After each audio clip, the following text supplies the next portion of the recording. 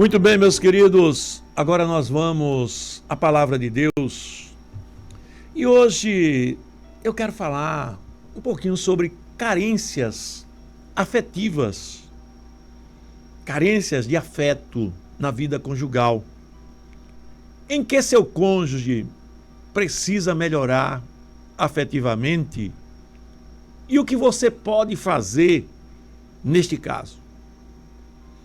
É uma perguntinha que eu até deixo como tema dessa palavra que nós vamos trazer sobre melhorar afetivamente na vida conjugal. Então, diante dessa palavra, eu quero aqui já meditar com você, lendo aqui um texto da Bíblia em 1 Coríntios, capítulo 7, versículo 3.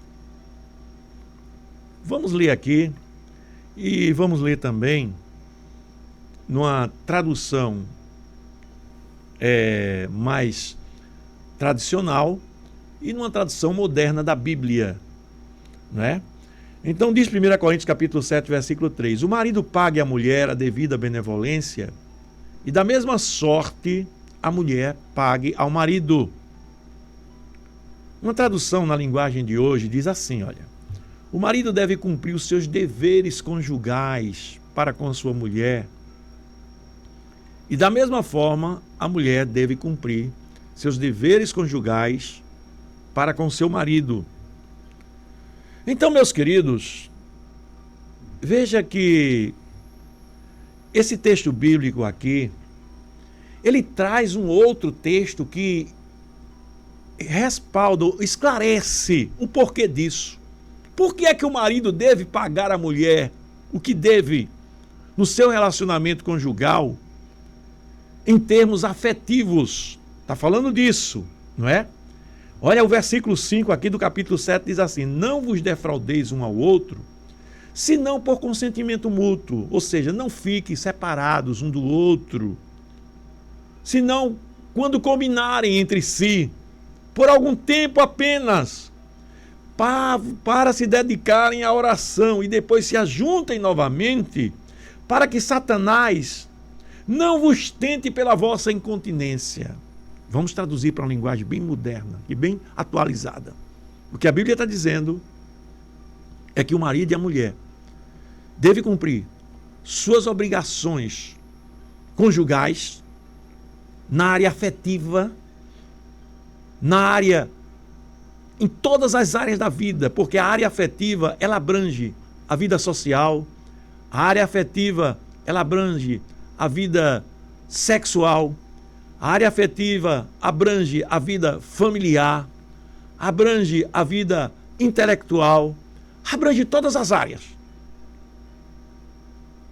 A área afetiva, ela é tão necessária que o primeiro a notar no homem a necessidade de uma companhia foi Deus. Quando Deus fez Adão, lá no Jardim do Éden, o que foi que aconteceu?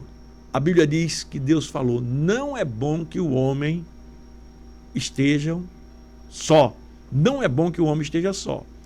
Então, tanto homem como mulher, quando a Bíblia diz o marido deve cumprir os seus deveres conjugais, tanto homem como mulher possuem carências de natureza afetiva nas suas vidas. Então, vejam só, Deus uniu o homem e a mulher para se completarem um ao outro. E a perguntinha que nós fizemos aqui na enquete foi essa: você acha que seu cônjuge lhe completa? Ou precisa melhorar? Não é? Então, diante disso aqui, nós vivemos em uma sociedade onde a influência, eu diria assim, da cultura, da nossa cultura, é muito negativa. É responsável, em grande parte, pelas separações que ocorrem. A cultura da nossa sociedade, ela contribui para a separação dos casais. Tanto a separação física, a separação através do divórcio, Como também casais que estão vivendo nos mesmos lares, mas vivem separados dentro de casa, vivem juntos de corpos, mas separados de alma. Separados de alma. Então veja bem, nós vivemos hoje uma cultura social que contribui para isso. O liberalismo, não é? A pornografia, as redes sociais isolam o marido da mulher, isolam a mulher do marido. Estão juntos, mas estão separados de alma, porque estão ligados em outras coisas. Então, meus amados, isso tem causado muita separação na vida dos casais, divórcios, casais que estão dentro de casa, mas que sofrem porque ficam carentes. Ficam carentes, mulheres carentes, homens carentes. E às vezes tentando preencher esse vazio nas redes sociais.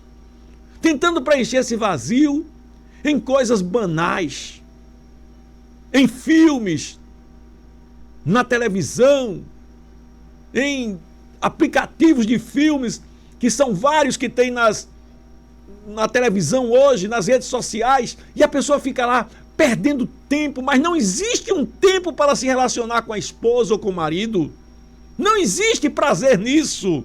O prazer está nas coisas provenientes do mundo, da sociedade, de um modo geral. Então, diante disso, meu querido, o casal, ele tem que entender que ele precisa viver essa intimidade segundo Deus, em todas as áreas da sua vida. O casal que quer ser feliz na vida, ele precisa primeiro ser feliz no casamento. Você já casou, você quer ser feliz na vida, mas você precisa ser feliz primeiro no seu casamento. Quando você for feliz no seu casamento, você vai ser feliz na vida. Não pense que você vai encontrar felicidade fora do casamento se você não for feliz primeiro no seu casamento. Você pode até encontrar lá fora de um casamento alegrias passageiras, você pode encontrar bebidas, você pode encontrar sexo, você pode encontrar prostituição, você pode querer se satisfazer em tudo isso, mas não vai ser uma pessoa realizada e feliz. Não vai. Porque Deus programou o homem. Um homem, criação de Deus, foi programado para nascer, crescer, casar. E ser feliz no casamento, constituir uma família e ser feliz no casamento. Então, meus queridos, diferente disso, não vai dar certo. Não fique pensando, se eu tivesse casado, se eu tivesse ficado solteiro, eu seria mais feliz. Eu falei ainda há pouco aqui, nada disso, nada disso. Se você tivesse ficado solteiro, talvez você fosse mais infeliz ainda. Você estava abrasado, você estava abrasada. Se você casou, é porque você precisa do casamento. Naturalmente, dentro de você existem sentimentos que Deus falou, não é bom que o homem esteja só. E você precisa do casamento, você casou, você está com a pessoa certa. Agora você tem que lutar por esse casamento. Seu marido, sua esposa pode ser a pior pessoa do mundo que você acha. Eu sei que você não vai achar ela a pior pessoa do mundo, ou ele, mas você pode achar um monte de defeito nele. E você está sendo infeliz com isso. Agora você tem a obrigação de lutar pelo seu casamento. Você precisa entender que você tem a obrigação de lutar pelo seu casamento. E lutar pelo seu casamento significa tentar viver o casamento segundo Deus, segundo a vontade de Deus. Viver essa intimidade plena, segundo a vontade de Deus em todas as áreas da sua vida. Ser uma só carne, compartilhar de uma só natureza, com sua esposa, seu marido. Não apenas intimidade sexual, como alguns pensam, mas cumprir as obrigações conjugais nessa área afetiva, em todas as áreas da sua vida. Nessa questão de afetividade, de afeto matrimonial, em todas as áreas da nossa vida conjugal. Então veja bem, daqui a pouquinho eu vou abordar as áreas distintamente. Mas eu quero mostrar para você primeiro por que é que há dificuldade de pedir ou falar para o cônjuge sobre o que você necessita. Você chega para o seu cônjuge e diz para ele assim: fulano, eu gostaria que você melhorasse nisso. Na hora certa, no momento certo. E você está disposto a ouvir também: eu sei, fulano, mas você também precisa melhorar nisso. Talvez você nem converse. Talvez você sequer tenha coragem de conversar. Eu pergunto a você: você ora para seu cônjuge melhorar? Você já fez algum jejum para seu cônjuge melhorar? Agora, isso é para quem crê em Deus. Quem não crê em Deus diz que essa conversa é fiada. Quem não crê em Deus diz que essa conversa aqui é conversa fiada. Não é? Mas quem crê em Deus sabe que Ele faz. Quem crê em Deus, aleluia, vai buscar resposta em Deus. Eu acreditei nas promessas de Deus e hoje eu vivo um casamento realizado, graças a Deus. Um casamento onde eu me sinto realizado, glória a Deus. Então, meus amados, vejam bem, primeiro de que tudo, por que é que há dificuldade de pedir ou falar para o cônjuge sobre o que se necessita? Primeiro, veja bem, razões do silêncio. Primeiro é a falta de intimidade na vida conjugal. Você pode até praticar sexo, mas sexo não significa intimidade. Sexo não significa intimidade.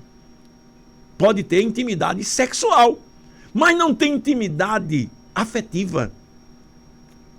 Intimidade e afeto, a ponto de olhar para os olhos da sua esposa, do seu marido e dizer: eu te amo. Como você me preenche. Como você é importante para mim. Não é? Não tem coragem. Então veja bem, está havendo falta de intimidade? Deus tem uma palavra para você. Aguarda só um pouquinho. Medo de ser mal interpretado e criar problemas no relacionamento. Tem marido que tem medo de mostrar o que ele é de verdade para a esposa. Tem esposa que tem medo de mostrar o que ela é de verdade para o marido. Seus anseios, suas necessidades.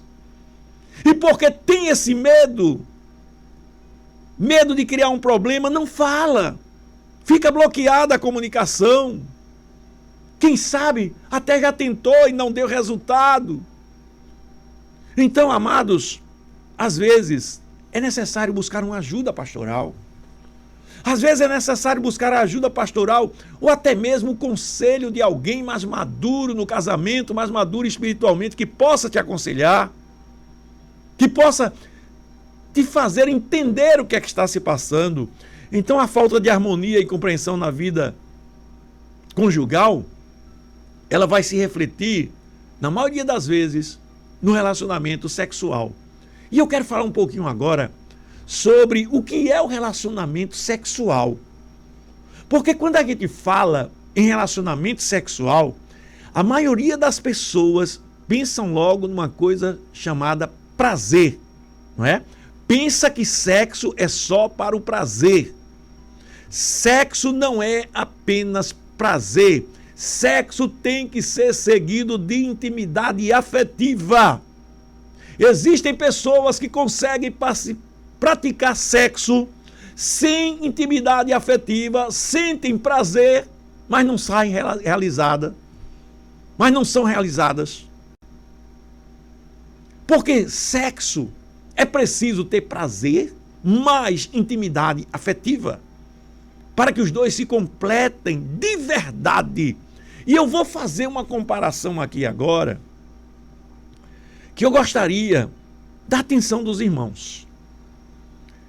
Pode parecer um pouco estranho para muitos, Mas a verdade é que o nosso relacionamento e intimidade com Deus, presta atenção, o nosso relacionamento e intimidade com Deus se expressa de maneira semelhante ao de nosso relacionamento com o nosso cônjuge. Pastor, o senhor vai falar de sexo? Sim, preste atenção que isso é profundo. Espiritualmente isso é algo muito profundo.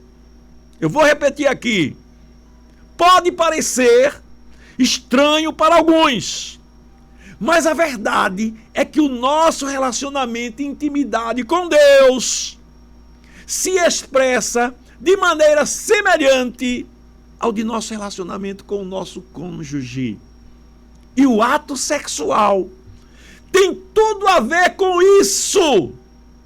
No mundo físico, o nosso cônjuge é a pessoa com quem nós temos a maior e mais intensa intimidade. Intimidade física, intimidade espiritual, intimidade da alma, que se expressa na hora do sexo. Se não tem essas intimidades na hora do sexo, o sexo está incompleto. Porque quando Deus disse serão os dois uma só carne, Ele estava falando muito mais do que uma mera relação sexual, como um homem qualquer que realiza com uma prostituta na rua. Um sexo banalmente carnal. E não é isso que Deus quer para a vida de ninguém. Então, meus queridos, nós estamos aqui mostrando que a falta de harmonia, a falta dessa intimidade na vida conjugal, a falta dessa compreensão na vida conjugal, ela deixa esse vazio na alma, ela deixa essa carência afetiva, porque às vezes o relacionamento do casal não está sendo completo como ele deveria ser. Ele não está sendo completo porque não existe intimidade espiritual, não existe intimidade na alma, só existe intimidade sexual, somente. Intimidade sexual existe, mas na alma não existe. Espiritual também não existe, porque não oram juntos, não falam sobre as coisas de Deus, não comentam nada de Deus, não se alimentam das coisas de Deus no lar. Da alma não existe porque socialmente não saem juntos, não passeiam juntos, não sente prazer de estar com o outro, sente prazer de estar com um amigo, mas não sente prazer de estar com o marido ou com a esposa. Veja que não existe intimidade na alma. Aí quando vai para o sexo, é uma prática sexual meramente carnal. A única coisa que tem uma intimidadezinha é na parte sexual. Então, meus queridos, a relação sexual no contexto do casamento representa a expressão máxima de intimidade física e emocional entre um casal. Cristo, ao comparar o seu relacionamento com a igreja ao vínculo entre o marido e a esposa, ele mostra a profundidade da santidade desta relação. Você está entendendo? Ele mostra a profundidade da santidade desta relação. Aleluia. No ato sexual, há uma troca de afeto, troca de confiança, troca de intimidade, refletindo um nível de comunhão que pode ser comparado à nossa conexão profunda com Deus. Profunda e espiritual com Deus. Então veja que no ato sexual, o ato sexual é muito mais do que uma união física. É uma representação simbólica da comunhão intensa e íntima que nós temos com Deus. Aleluia, aleluia. Que palavra, hein? Que palavra que Deus está nos dando. Que cada um possa estar entendendo essa palavra. Então, meus queridos, diante disso, o que o casal precisa saber para se completar? Você está ouvindo essa palavra aí? e está meditando. Mas em que o casal precisa? O que é que o casal precisa saber para se completar? Vamos ver. Na vida social, a comunhão com os irmãos na igreja e a vida fora da igreja com esses irmãos deve fazer parte da vida de todos os casais. Veja bem, um casal, ele não deve ter seu relacionamento limitado apenas aos dois. Ele deve ter aquele relacionamento, os dois, que é um relacionamento intenso comparado ao relacionamento de Cristo com a sua igreja, que eu acabei de falar aqui sobre isso. Mas ele deve ter comunhão também com os irmãos na igreja. Ora, será que o ciúme não atrapalha o marido que não deixa a mulher ter uma amizade com as irmãs na igreja? Claro que ele não é uma coisa dela estar lá com uma amizade fina com os irmãos e apertando a mão de um e de outro. Não, mas ela precisa também conversar com outros homens. O homem precisa também conversar com outras mulheres. Isso mostra a confiança que existe no casamento. Se não existe essa confiança, é porque não existe a verdadeira intimidade. A intimidade não é como deveria ser. Então, vai gerar vazio espiritual. Então, veja que a vida social na igreja, ela é uma vida que é necessária. Veja que a igreja foi constituída por Cristo para isso. Para que nós vejamos um ao outro, conversemos um com o outro, administremos nossos relacionamentos, perdoemos os nossos irmãos que nos ofenderem, sejamos perdoados também por outro, busquemos pedir o perdão a outro irmão que nós ofendemos.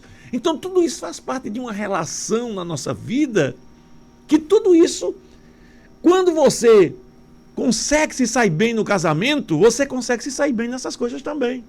Se você não se sai bem no casamento, você também não consegue se sair bem nessas coisas na sua vida social. Uma pessoa que você vê ela se isolar na igreja, pode ficar certa que no casamento, ela deve ter algum problema. A pessoa não sabe se relacionar. O casamento vamos dizer assim, é o centro que me ensina todo tipo de relacionamento com a sociedade. Aleluia. Então, veja bem, vamos passar para outro tipo de carência. Eu falei de carência afetiva na área social. Carência afetiva também na área espiritual. O que é isso, pastor? Homens e mulheres possuem os seus papéis na vida conjugal e familiar. O homem é o sacerdote do lar e a mulher é a ajudadora. Então, os dois juntos, na presença de Deus, edificam a sua casa. É Deus que edifica a casa, mas usando o homem como sacerdote e a mulher como ajudadora. Se não existe isso, meu filho, vai haver carência afetiva. Vai haver carência afetiva, sim. Veja como você precisa. Você precisa consertar a sua vida espiritual. Vamos na área psicológica agora. Carência afetiva na área psicológica. O que é isso? A pessoa se sente abatido, deprimido. A pessoa está lá, não quer comer, não tem vontade, fica triste. Exemplo de Ana na Bíblia. A Bíblia diz que quando o marido de Ana chegava em casa, Elcana, né, o marido de Ana, quando ele chegava em casa, ela estava lá triste, desanimada, porque não podia ter filho. Aí Elcana chegava lá consolando ela. Ana, o que é que tu tens que estás abatida? Então veja bem, marido e mulher devem se preocupar um com o outro. Eu conheço quando a minha esposa, basta ela estar com algum probleminha que eu noto logo. Se ela estiver zangada, se ela estiver triste, se ela estiver alegre demais, eu conheço as emoções da minha esposa. Não é? Então, você precisa conhecer as emoções do seu marido, da sua esposa. Não é? Então, o que é isso? Se você não souber, você vai deixar sua esposa lá sozinha e ela vai ficando carente. Veja que essa carência atinge várias áreas. Área social, área espiritual, área psicológica. Deus preparou um homem para completar uma mulher, preparou a mulher para completar um homem. Os dois devem conhecer e se preocupar um com o outro na área psicológica. A área cognitiva, o que é isso? Se refere à inteligência. A inteligência da mulher é uma, a inteligência do homem é outra. Eu não estou falando aqui de quem é mais inteligente. O homem tem inteligência para determinadas coisas, a mulher tem para outras que se completam. A mulher é mais detalhista, o homem é mais empreendedor. O homem, ele gosta de coisas grandes, ele gosta de carro, de construir casa, ele gosta de fazer feira, comprar coisas, trazer as coisas para dentro de casa. A mulher gosta de fazer bordado, a mulher é delicada, é de educar o filho com carinho. Veja que são inteligências diferentes. E um precisa do outro. A mulher gosta de um homem que ela se sinta segura junto dele. O homem gosta de uma mulher que seja carinhosa junto dele. Então precisa se completar nessa área. A inteligência masculina, a inteligência feminina. A área física. Deus preparou os dois fisicamente. Diferentes. Órgãos genitais são diferentes. Vejam. A mulher tem seios, o homem não tem. Aleluia. O homem tem muito músculo. A mulher é mais curvas. Então, veja quanta diferença que Deus fez para se completarem. Quando não existe o toque, quando não existe o toque, vamos dizer assim, físico, não existe o toque espiritual também. Veja que o físico é apenas o corpo. Quando não existe o toque espiritual também, quando não existe a compreensão das almas, a amizade, o carinho, o respeito. Quando não existe, o casal está separado dentro de casa. Está separado dentro de casa. E a vida doméstica, irmãos? Os dois cuidando do lar. Precisa que haja harmonia em todas essas áreas. Então, meu querido, pensar em desistir é fraqueza. Pensar em desistir é começar a querer fazer a vontade do inimigo na tua vida. Você tem que pensar mesmo em lutar pelo seu casamento. É em buscar a presença de Deus. Não é impossível. É possível. Talvez você, depois de ouvir essa palavra, aí diga assim, pastor, é muito difícil, pastor. Mas não é. Difícil é você se separar. Difícil é você destruir aquilo que Deus uniu. Talvez você diga, pastor, mas não foi Deus que uniu não, porque esse negócio não é de Deus não. Quer dizer que só seria de Deus se tivesse tudo bonitinho, né? Tudo arrumadinho. E a vida de Jó? Jó que entrou naquela prova tão terrível. Será que Deus estava no negócio? Estava sim. Deus estava só observando Jó. Jó venceu? Venceu. A mulher de Jó chamou ele de louco. Ou melhor, chamou ele de... mandou ele desprezar a Deus. Jó chamou ela de louca. Como uma louca tu estás agindo. Não é? A mulher de Jó, porque ele estava naquela crise de saúde, aquela crise financeira, despreza esse teu Deus e morre. Aí ele diz, como uma louca tu falas, mulher. Desprezar a Deus? Amados. Muitas vezes a pessoa despreza a Deus, não é com palavra não, é com atitudes. É quando diz isso, eu vou me separar.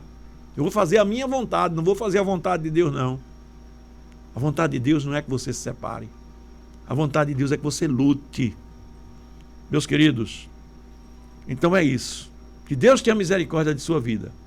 Estamos vivendo uma sociedade que a tendência é cada vez mais a agressão ao casamento, a separação na vida conjugal, as redes sociais ocupando o lugar do marido, ocupando o lugar da esposa, o casal não se relaciona, vive junto, mas separados dentro de casa. Muitos estão brigados. A única intimidade é a sexual, que não é a intimidade completa. Eu acho que você aprendeu.